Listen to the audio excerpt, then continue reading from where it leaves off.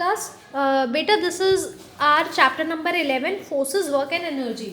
इसमें हम किस चीज़ के बारे में पढ़ेंगे? फोर्स के बारे में, वर्क के बारे में और एनर्जी के बारे में। फोर्स मतलब जिस तरीके का दबाव हम किसी ऑब्जेक्ट पे डालते हैं उसको मूव करने के लिए या उसको रोकने के लिए, उसको हम फोर्स बोलते हैं। वर्क यानी अगर आप कोई भी काम कर रहे हो, किसी भी चीज़ को एक जगह से दूसरी जगह हिला रहे हो, मूव कर रहे हो, और उसमें किस तरीके की एनर्जी आप इस्तेमाल करते हो, इन तीनों चीज़ों के बारे में हम लोग यहाँ पर पढ़ेंगे।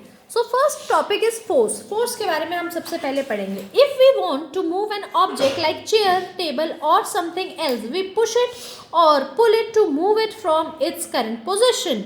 यानी अगर आपको कोई भी ऑब्जेक्ट, कोई भी चीज़, चाहे वो चेयर हो, चाहे वो टेबल हो, चाहे कुछ भी हो, अलमीरा हो, आपके घर की कोई भी चीज़, अगर आपको उसको हिलाना है, मूव करना है अपनी जगह से, तो या तो आप उसको धकेलते हो या अपनी तरफ खींचते हो ताकि वो अपनी करंट पोजीशन यानी अभी जहाँ पर भी खड़ी हुई है उस जगह से हिल जाए।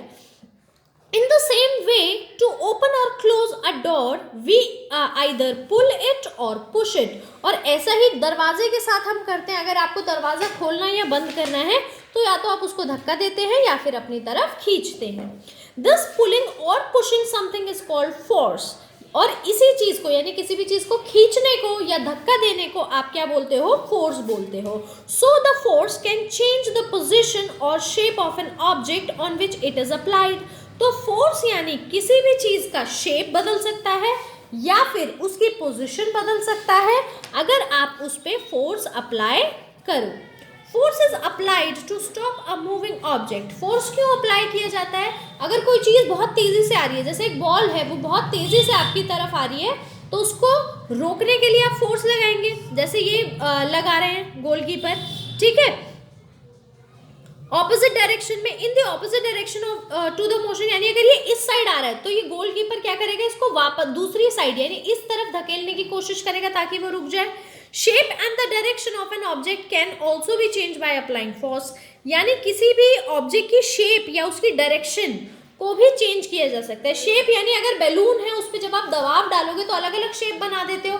जैसे क्ले है, ठीक है, क्ले रेक्टेंगुलर फॉर्म में आती है, रेक्टेंगल के उसमें आती है, मगर आप उस पर दबाव डाल के फोर्स लगाकर उसको चेंज कर सकते हो, उसकी शेप को चेंज कर सकते हो। या फिर अगर एक बॉल जा रही है, जैसे आप बैट बॉल है, ठीक है, बॉल आपकी तरफ आ रही है, आपने बैट के जरिए बॉल पे फोर्स लगाया और उसकी डायरेक्शन को चेंज कर दिया, यानी उसकी दिशा को चेंज कर दिया। अब आते हैं हम टाइप ऑफ फोर्सेस, यानी किस तरीके की फोर्सेस जो हैं वो हम अप्लाई करते हैं।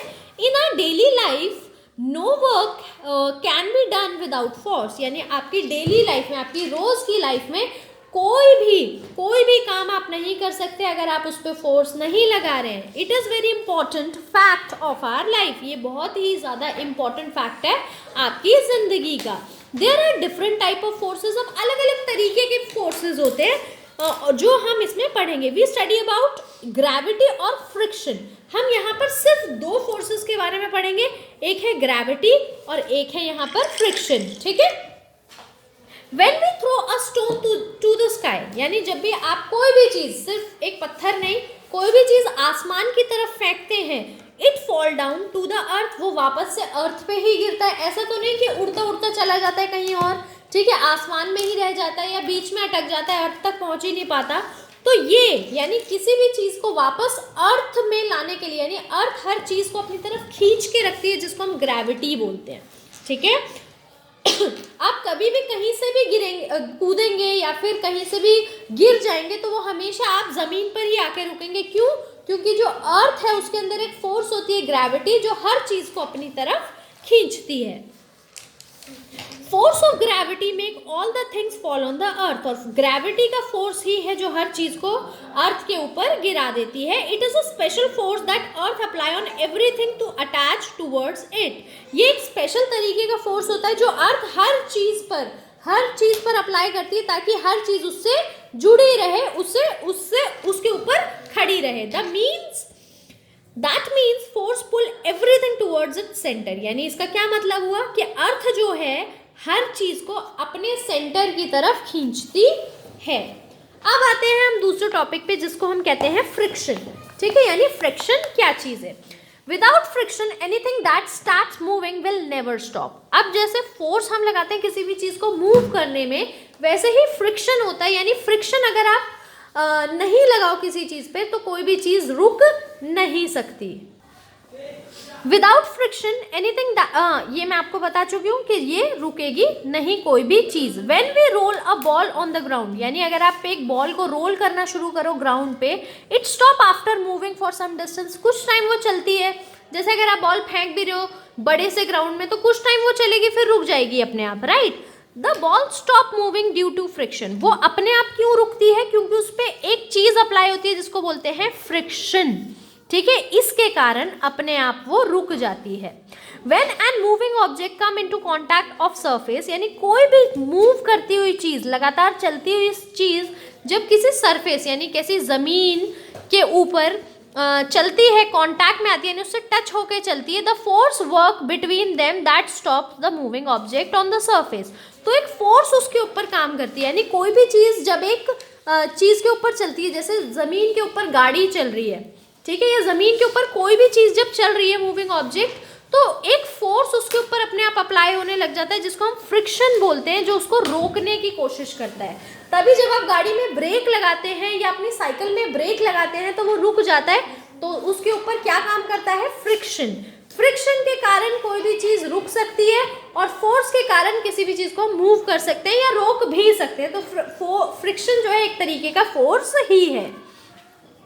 The motion of the sliding object is due to friction, यानी जो स्लाइडिंग ऑब्जेक्ट है उसका मोशन क्या है? whenever two object come into the contact with each other, यानी दो ऑब्जेक्ट अगर आपस में एक दूसरे के कांटेक्ट में हैं, ठीक है, फ्रिक्शन वर्क, उसके ऊपर फ्रिक्शन काम करेगा। जैसे आपकी साइकिल जमीन के ऊपर चल रही है, गाड़ी जमीन के ऊपर चल रही है, बॉल को आप जमीन के ऊपर चलाते जा रहे हैं पैर से मारते हुए, ठीक है, तो यानी ये दो ऑब्जेक्ट जो हैं आपस में कांटेक्ट में, एक फुटबॉल और एक ज़मीन, एक आपके साइकिल का टायर और ज़मीन, गाड़ी का टायर और ज़मीन, तो हमेशा इस पर क्या काम करेगा? फ्रिक्शन काम करेगा। This force work in the opposite direction, ये उल्टी डायरेक्शन में वर्क करता है, यानी अगर ये ऐसे चल रहा है तो फ्रिक्शन इस तरीके से वर्क करेगा। अगर कोई चीज़ ऐसे चल रही है तो फ्रिक्शन इस तरीके से वर्क करेगी और ऐसे चल रही है तो फ्रिक्शन ऐसे वर्क करेगी। क्यों? क्योंकि जब ऑपोजिट डायरेक्शन में फोर्स लगता है तभी आप किसी चीज़ को रोक सकते हैं, right. We find and feel friction in our daily life, हम बहुत सारी चीज़ों में फ्रिक्शन को देख सकते हैं या फील कर सकते हैं अपनी रोज़ की ज़िंदगी में। We walk due to friction, हम चल पाते हैं फ्रिक्शन के कारण, ये हमें कंट्रोल देती है अपने पैरों के ऊपर। If friction does not work, अगर फ्रिक्शन काम ना करे, we will not be able to stop, हम रुक ही ना पाए, क्योंकि वो रोकने के लिए हमें फ्रिक्शन की ज़रूरत है। वो क्या करती है? हमारे पैरों को एक कंट्रोल देती है, मतलब जैसे अगर आप पैर रख रहे हैं तो आप जब तक उसको जमाएंगे नहीं, अपने पैर को रोकेंगे नहीं, तब तक आप दूसरा पैर आगे नहीं बढ़ा पाएंगे। तो अगर फ्रिक्शन नहीं होगी तो आप कभी भी अपना पैर रोक नहीं पाएंगे और आप आगे नहीं चल पाएंगे, ठीक है। तो इसी तरीके से हम चल नहीं पाएंगे, चल भी नहीं पाएंगे अगर फ्रिक्शन नहीं होगी तो। Similarly moving vehicle are stopped by applying brakes, और ऐसे ही जैसे चलने के लिए हमें एक पैर रोकना पड़ता है फिर दूसरा पैर हम आगे बढ़ाते हैं, ऐसे ही गाड़ियों के साथ होता है, उनको रोकने के लिए हम ब्रेक्स को अप्लाई करते हैं। Moving vehicle stop when the friction work between the brakes and the wheels, और मूविंग ऑब्जेक्ट चलता हुआ व्हीकल कब रुक सकता है? जब ब्रेक्स और व्हील के बीच में फ्रिक्शन काम कर रहा हो। If friction is not there, अगर फ्रिक्शन ना हो तो एक ऑब्जेक्ट या एक व्हीकल कभी भी रुकेगा नहीं। Smoothening the surface the less the friction there is, जितनी स्मूथ सरफेस होगी उतना ही कम फ्रिक्शन होगा। इसीलिए आपकी जो रोड होती है वो बहुत ज़्यादा स्मूथ नहीं बनाई जाती ताकि उस पर गाड़ियाँ फिसलती हुई ना जाएं। कभी आपने देखा है फर्श पे जब आप टाइल्स पे चलते हैं तो वो बहुत ज़्यादा सॉफ्ट, बहुत ज़्यादा स्मूथ होती है, और अगर उस पर ज़रा सा भी पानी गिर जाए तो आप उस पे बहुत तेज़ी से गिर सकते हैं। मगर अगर आपके पत्थर लगा हुआ है या फिर जो दूसरा फर्श होता है मसाले का, उस पर आप इतनी जल्दी नहीं गिरते चाहे पानी गिराओ। क्यों? क्योंकि टाइल जो है वो स्मूथ सरफेस है, वो सॉफ्ट सरफेस है जिसमें फ्रिक्शन जो है वो कम हो जाता है। Friction can be harmful sometimes, अब फ्रिक्शन के जितने फायदे हैं, यानी हम चल सकते हैं, हम किसी भी ऑब्जेक्ट को रोक सकते हैं, ये जितने फायदे हैं उतने नुकसान भी हैं। व्हेन अ मशीन वर्क, जब एक मशीन काम करती है, all its parts move together to work, तो सारे पार्ट उसके साथ में काम करते हैं ताकि मशीन जो है वो आगे चल पाए। Friction work between its moving part that may cause wear and tear in the machine, अब फ्रिक्शन जब उसके साथ साथ चलती है तो वो मशीन को रोक सकती है, खराब कर सकती है, ठीक है, और इसीलिए आप बार बार उसको ऑयलिंग करते हैं ताकि फ्रिक्शन जो है उनके बीच में कम हो जाए। वो उतना ही आवाज़ कर करके चलेंगे जितनी फ्रिक्शन उसमें बढ़ती जाएगी। कभी आपने देखा है एक नट बोल्ट होता है वो घूमना बंद कर देता है, या फिर मशीन में जो है वो चर चर ऐसे करके आवाज़ आने लगती है, क्यों? क्योंकि उसके बीच में जो है फ्रिक्शन जो है वो बढ़ गया है। टू ओवरकम दिस प्रॉब्लम, अब इस प्रॉब्लम को खत्म करने के लिए, यानी मशीन में जब ऐसे घर आवाज आ जाए या वो रुक जाए तो क्या किया जाए, उसको लुब्रिकेट किया जाए, यानी ऐसी चीज डाली जाए जिससे उसकी सरफेस सॉफ्ट हो जाए, फ्रिक्शन कम हो जाए, जैसे ऑयल हम डालते हैं, ठीक है, ताकि सरफेस को स्मूथ बनाया जाए और फ्रिक्शन को कम किया जाए। ठीक है बेटा, ये हमारी फर्स्ट वीडियो यहीं पर फिनिश होती है। इसके आगे हम पढ़ेंगे फ्रिक्शन प्रोड्यूस हीट, कि कैसे फ्रिक्शन से हीट प्रोड्यूस होती है, ये हम अपने वीडियो नंबर 2 में पढ़ेंगे।